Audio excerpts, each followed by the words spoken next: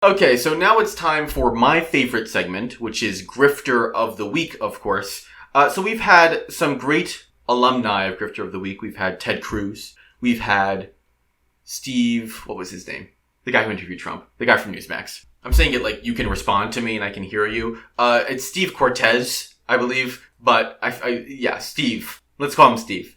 So we had some great alumni, and today we're going to have an even more interesting alumni. Probably hasn't come on the show for a while, and we actually may not have ever mentioned him, which is interesting. But this one is actually probably very well known to a few of you. Maybe you've never heard of him. And he is I'm not going to call him a failed journalist, but he definitely did not do well as a journalist for a very long time. He sort of went from CNN to PBS to MSNBC, and he ended up at Fox. He was really destroyed by Jon Stewart on the show Crossfire, which actually literally ended the show. He literally got destroyed so hard that he had to leave the show. And then he had his own nightly program on MSNBC, and he has been on Fox News since 2009. Of course, he's written 2 books. One of them, of course, called Ship of Fools, not a great one. And he also, I think, ran the Daily Caller, which is not the Daily Wire, that's Ben Shapiro's, but the Daily Caller. And last but not least, he replaced noted sex pest Bill O'Reilly on his new show called Tucker Swanson McNear Carlson Tonight. Tucker Carlson, of course, being the Grifter of the Week. Clap, applause. Actually, we need a jingle for the Grifter of the Week. If you know anyone who can do that, you can email me or, DM me on Instagram or whatever. Regardless, we do need a jingle for Grifter of the Week. I think it would be kind of funny.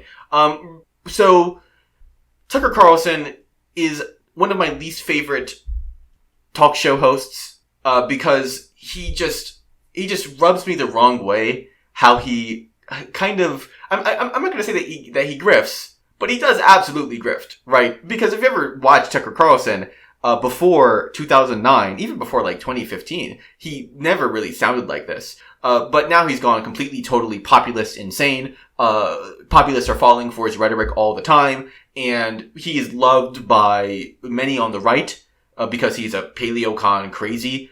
That being said, let's listen to what Tucker Carlson has to say about the new Jim Crow. Let's hear this. Good evening and welcome to Tucker Carlson Tonight. Hope you had the best weekend. Did not. If you're a middle-aged American, and some of us are, you can probably still dimly remember back to what things used to be like in this country, say 13 or 14 months ago.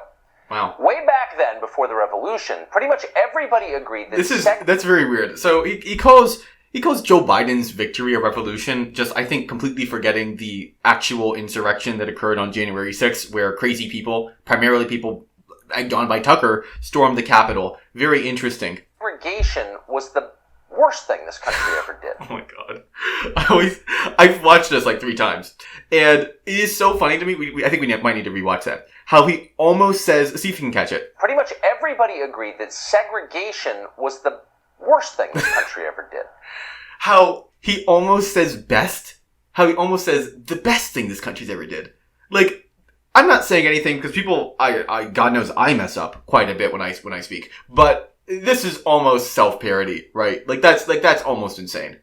Forcing certain categories of citizens into separate, lesser accommodations, barring them from public places, treating them like lepers or untouchables.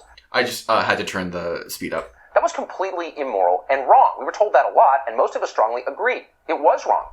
So yeah, most of us strongly agreed. That is true that most of us strongly agreed, but the people who didn't agree tended to be on the right, correct? Tucker, I think you might want to mention that, maybe not. Imagine our confusion today looking out across the country. The very same people, literally the very same, who just the other day told us that segregation was immoral. I think that happened in the 60s. I don't know if it was just the other day. I guess you may have heard that it's occurring now, but I think that time already passed. I guess some people have problems understanding that today. Maybe you're right, but segregation has basically been wrong always, number one. But I guess that happened in the 1960s, so are now enforcing segregation. Should we be surprised? Probably not, but we still are. It's like completely parodic to see, like it's overly cartoonish. In fact, that is literally a cartoon background. Sorry, not a background, cartoon imagery. But that is extremely silly to just say, well, segregation is bad, right? Everyone, How about these vaccines? We're being segregated by vaccines. Really?